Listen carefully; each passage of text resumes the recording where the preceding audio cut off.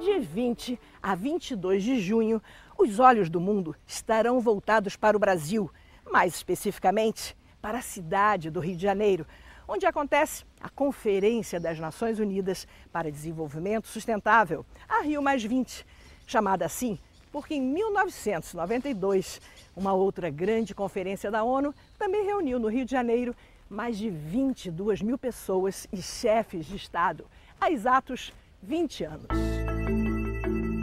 Expedições exibe 4 programas para refletirmos sobre questões ambientais, sociais e planetárias por ocasião da Rio+20. Neste primeiro programa, vamos percorrer esse período refazendo a linha do tempo, antes e durante a Rio92.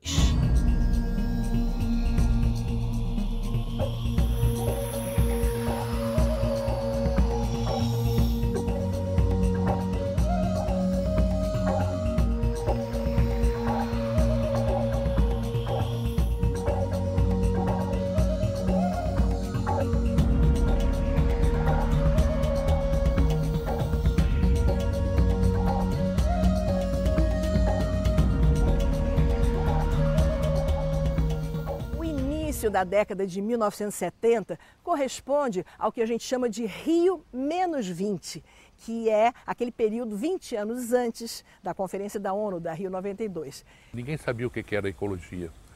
Ecologia era uma palavra que não existia, só existia entre os cientistas que conheciam e falavam, mas as pessoas normalmente não sabiam dessa relação natureza, seres vivos. Era uma época de ditadura, era uma época muito difícil, muito complicada.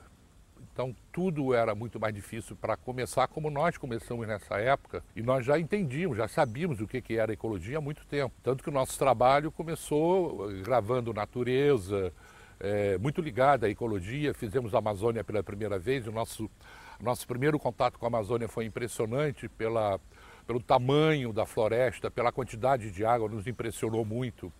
A mesma coisa com o Pantanal também, nós fizemos na década de 70, né? O Pantanal não era conhecido no Brasil, ninguém sabia o que era o Pantanal. E nós também ficamos surpresos com a nossa ida ao Pantanal e conhecendo aquele local maravilhoso. Para mim foi uma paixão, quando eu também descobri a ecologia, que tinha tudo a ver com a maneira de pensar e de documentar e de mostrar o Brasil para o povo brasileiro.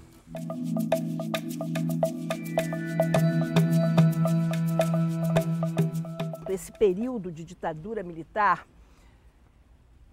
era muito difícil, principalmente para os profissionais que queriam registrar o que estava acontecendo no Brasil, o que estava acontecendo de forma errada.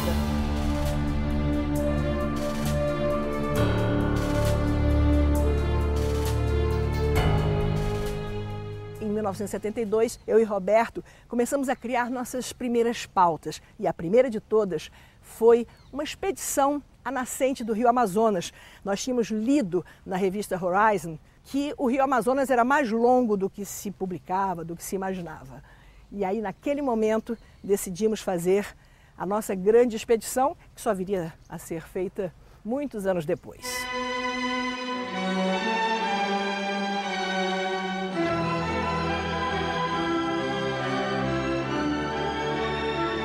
É só subir aquele paredão ali que a gente encontra a água brotando da pedra, a verdadeira nascente do Rio Amazonas.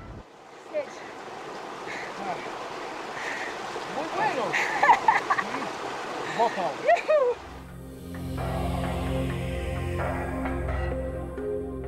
Em 79, começamos a fazer a primeira série para televisão, de forma independente, que foi a série Globinho Repórter.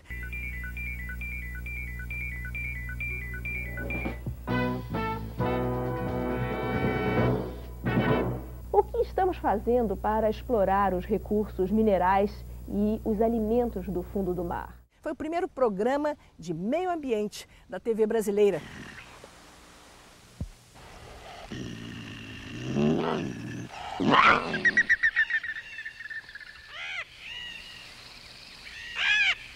E a nossa produção para esta série, chamada A Amazônia Nossa, teve o título censurado.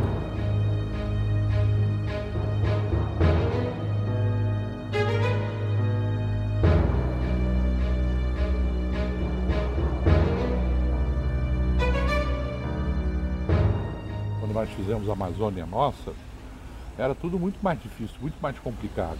Você, para chegar em algum lugar, para se locomover, para você poder fazer as gravações numa região tão extensa como a Amazônia, foi uma experiência difícil, mas nós conseguimos fazer. O som era separado, era um gravador separado que gravava o som e a imagem era feita em película, era filme, né?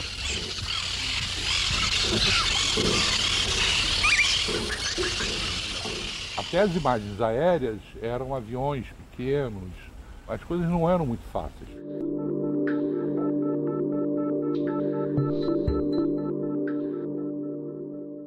Em 1989, nós fizemos um programa chamado Terra Azul. As florestas brasileiras como um todo foram profundamente alteradas e destruídas nas últimas décadas.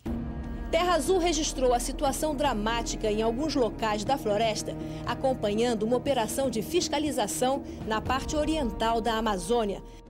Era um programa em que nós debatíamos as questões ambientais, tínhamos uma sessão chamada SOS Natureza. Como na época não tinha internet, as pessoas mandavam, imagina, por fax e pelo correio as denúncias de diversas regiões do Brasil e nós íamos lá.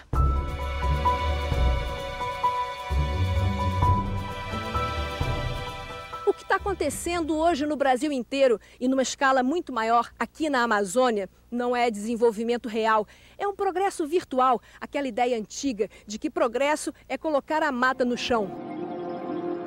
Uma destruição dessa, de derrubada de árvores e queimadas, é algo que chegava a doer até o coração de se ver. E na época havia incentivos fiscais, né? Incentivos fiscais do governo federal para isso. A Transamazônica é um passo imenso no sentido da ocupação racional de uma área que se caracteriza por um vazio demográfico só comparável ao das desoladas regiões polares. O governo está disposto, segundo a expressão do presidente, a fazer andar o relógio amazônico que muito se atrasou ou ficou parado no passado. A Amazônia ainda não encontrou sua vocação econômica. E uma coisa que deixava sempre a gente impressionado, que toda essa destruição não trazia nenhum benefício para as comunidades.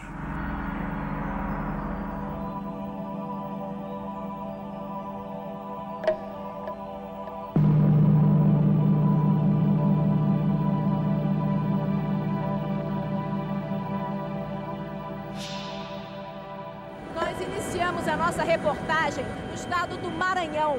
Aqui nessa área próxima à fronteira com o estado do Tocantins, as últimas manchas de mata amazônica nativa estão sendo ferozmente destruídas pelo fogo.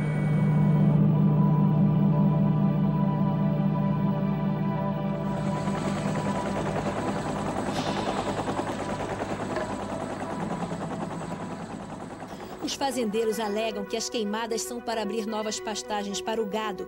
Mas sobrevoando toda essa área, o que a gente menos vê é gado. São comuns aqui imensas áreas desmatadas, queimadas e abandonadas. E isso tem uma explicação. 80% das terras do Maranhão são terras devolutas. Um fazendeiro pode obter título da terra com a maior facilidade. É só desmatar 50% de uma área qualquer. Ao fazer isso, ele recebe automaticamente do INCRA o título de terra sobre o dobro da área desmatada sem pagar nada. Um dos desmatamentos mais comuns é o chamado desmatamento de fundão, quer dizer, aquele que é feito longe das rodovias. Nós já estamos há 15 minutos sobrevoando a região e o que se vê o tempo todo é queimada. Quem chega a esse local e vê essa destruição fica na dúvida se isso é produto da loucura do homem ou da cobiça, da ganância por lucros imediatos. Todo esse trabalho de destruição, a gente não sabe para quê. Para beneficiar, de repente, meia dúzia ou talvez nem isso. As populações ficavam, inclusive, sem água, porque tirando a cobertura vegetal, acabava a água na região, principalmente ali na Amazônia Oriental. Criança que adoece, tem criança que fica muito mal, a gente pensa que é outras coisas, quando vai levar para o doutor, chega lá, pode serraria.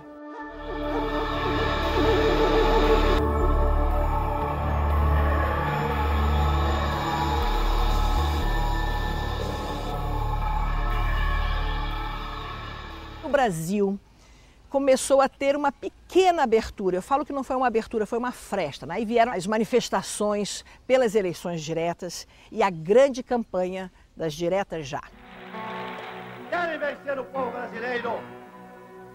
Jamais o povo poderá ser vencido! Nessa época, começou um processo muito doloroso e difícil de retomada da vida política do Brasil, o resgate da cidadania, né? Foi um processo muito lento de redemocratização do país. Nesse período também, nós fizemos uma série imensa de reportagens para o programa Fantástico. Na verdade, durante a década de 1980 e o início, né, da década de 90. E nessas reportagens do Fantástico, nós mostrávamos, por exemplo, grilagens de terra, não só em regiões assim do Brasil Central, da região Norte, mas também da região Nordeste.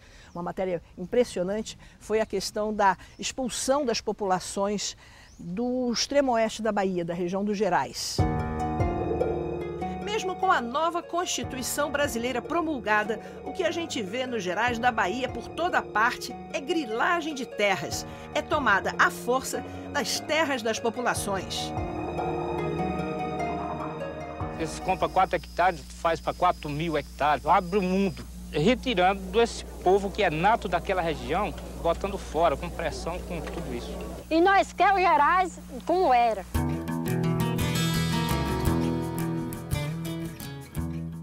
Em 1990, eu, por exemplo, votei pela primeira vez para presidente da República. Isso é uma coisa assim impensável. Imagina um jovem de hoje eu chegar e falar assim, não, só aos 30 e não sei quantos anos eu vou votar para presidente da República.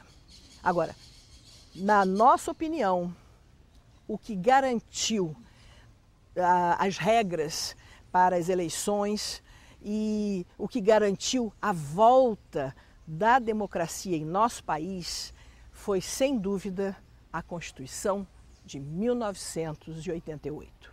Que a promulgação seja nosso grito. Mudar para vencer. Muda, Brasil! O país queria mudar, havia uma necessidade de mudança. Os brasileiros tinham ficado mais de 2 décadas sob um regime militar, sob escuridão total. O documento da liberdade, da dignidade, da democracia, da justiça social. O capítulo de meio ambiente da nossa Constituição de 1988, até hoje, é o capítulo mais avançado do mundo. Isso contribuiu muito para que a Conferência da ONU viesse para o Brasil. O artigo 225 de nossa Constituição fala que todos têm direito ao meio ambiente ecologicamente equilibrado, bem de uso comum do povo e essencial à sadia qualidade de vida, impondo-se ao poder público e à coletividade o dever de defendê-lo e de preservá-lo para as presentes e futuras gerações. Então, isso foi a garantia para que se fizesse uma série de mudanças nas políticas governamentais, principalmente o governo federal, uma mudança básica de modelo de desenvolvimento para o país. acabar com o antigo modelo de esgotamento dos recursos naturais, né, e iniciar uma nova fase, que é a do desenvolvimento sustentável.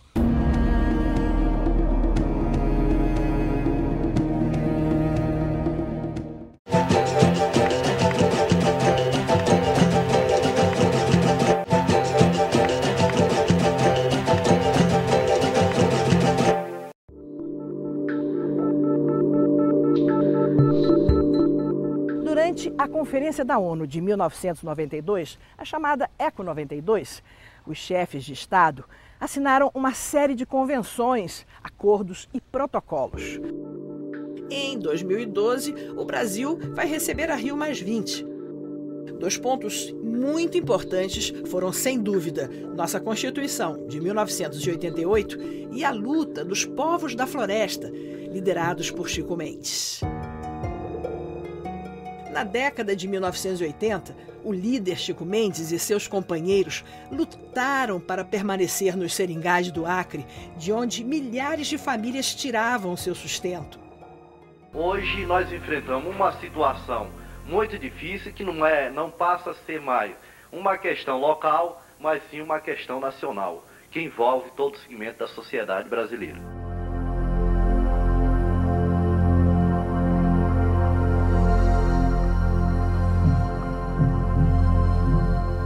Chico Mendes recebeu o Prêmio Global 500 da ONU, que é, na verdade, o Nobel Ambiental. Esse prêmio foi muito importante. Nós temos registrado essa imagem do Chico Mendes nos Estados Unidos recebendo o Prêmio Global 500 e denunciando o que as grandes empresas agropecuárias estavam fazendo. Sequer pagavam a terra, simplesmente colocavam jagunços, grileiros, enfim, e iam expulsando as famílias, inclusive ameaçando e matando gente. Foram expulsos daquela região mais de 15 mil famílias de poceiro. E o pior é que essas famílias que moravam, que nasceram, que se criaram naquela região, foram expulsos sem direito à indenização de suas benfeitorias, de seus bens. Inicia-se um novo período, uma nova fase na Amazônia, que é a política de especulação da terra e a política de destruição, é a política de substituição do homem pelo boi.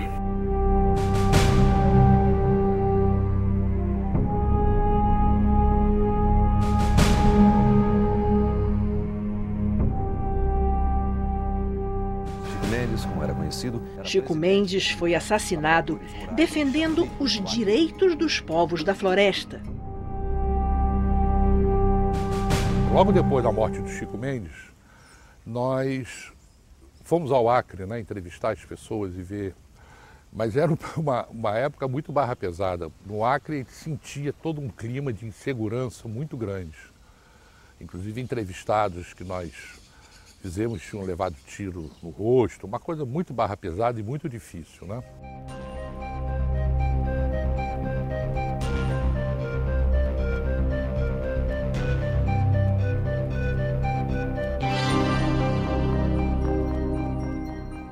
O que é interessante é ver como o raciocínio, o pensamento do Chico Mendes já era tremendamente avançado para a época. Ele estava fazendo um uso sustentável, uma coisa difícil de fazer, ele realmente queria usar a floresta de uma maneira sustentável, quer dizer, não se destruía a floresta, e todo o coletivo, todas as pessoas se aproveitando dessa condição de floresta em pé e sobrevivendo ou vivendo de uma maneira digna, sem destruir absolutamente nada, pelo contrário, mantendo as florestas em pé. Se não fosse todas as ações do Chico Mendes e do seu pessoal na época, de repente hoje teria muito menos floresta no Acre. Ele que impediu a destruição de muitas florestas, porque eles dependiam dessa floresta para sobreviver.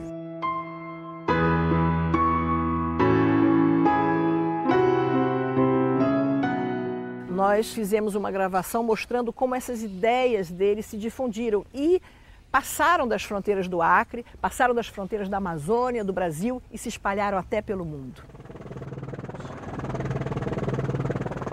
Nós estamos sobrevoando agora a reserva extrativista Chico Mendes, no estado do Acre. Logo aqui embaixo, nós podemos ver algumas colocações de seringueiros.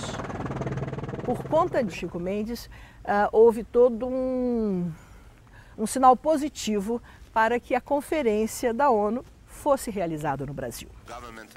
A Rio 92 aconteceu sob o impacto do assassinato de Chico Mendes. Na época, José Lutzenberger encarou com firmeza a Secretaria de Meio Ambiente e analisou a situação numa coletiva de imprensa. Porque quem está devastando as últimas selvas, e a Amazônia é apenas o exemplo maior e mais grave desse fato, não são os seringueiros. São forças externas que lá vão pilhar os recursos destas últimas selvas, às custas de seus habitantes e às custas daquele ambiente. No caso da Amazônia, o que nós temos é uma verdadeira guerra, uma guerra de rapina, de saque, coligações de latifundiário, e tudo isso aliado à tecnocracia multinacional, que lá vão pilhar recursos, passando por cima daquelas populações.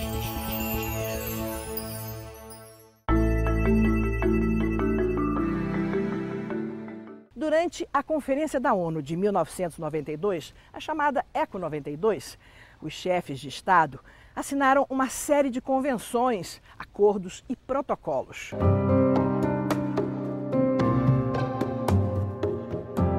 A Rio 92 produziu vários documentos importantes e estabeleceu os compromissos entre os países para a chegada do próximo milênio. Um dos documentos mais importantes foi o da Agenda 21.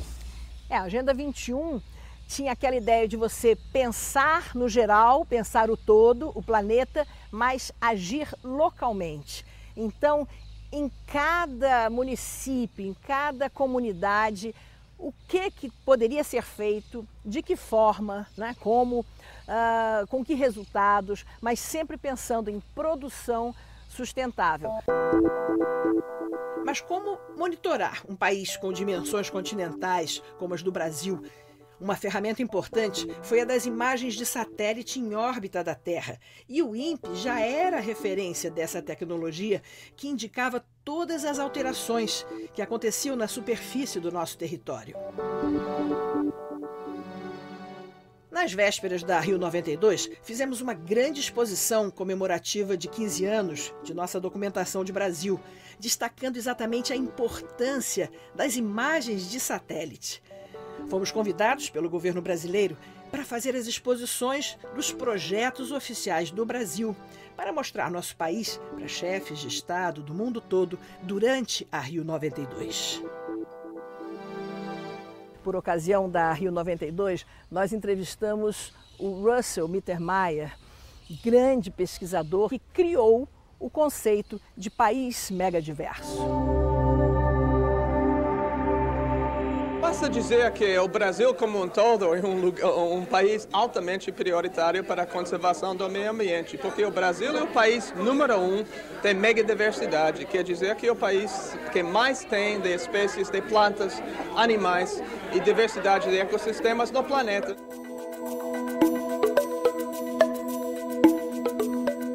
A gente vê recentemente essa história de um novo texto de Código Florestal, simplesmente rasgando tudo que diz nossa Constituição, rasgando tudo que foi proposto na Rio 92, né, trabalhando contra o meio ambiente e contra as populações, principalmente contra a segurança das populações.